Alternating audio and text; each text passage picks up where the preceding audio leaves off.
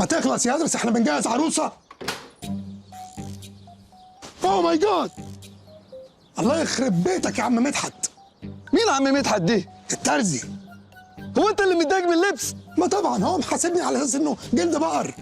ما هو دي جلد بقر. لا طبعا ده جلد كلب جريت دين، زي الكلب بتاع احمد عز. ليو اللي كان في الخليه. بالظبط. ايوه.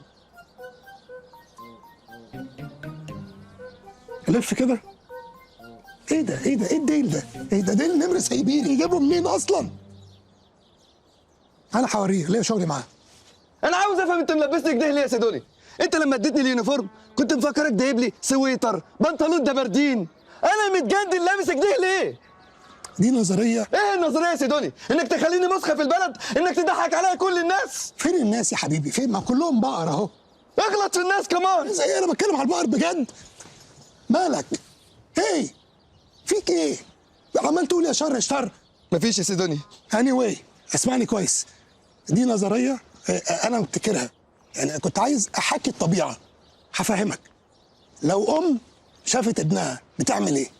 بتحاسبن. دي امك، دي امك انت بس، وعندها حق على فكره. انا بكلم الامهات العاديه. لو ام عاديه شافت ابنها مش قلبها بيتخطف؟ صح. دي نظريه بقى.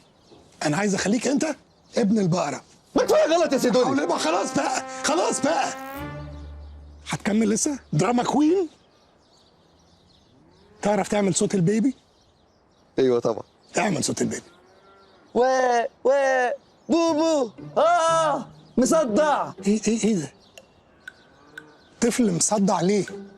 ليه كان بيرضع فودكا من امه وجاله هانج اوفر؟ مش فاهمك.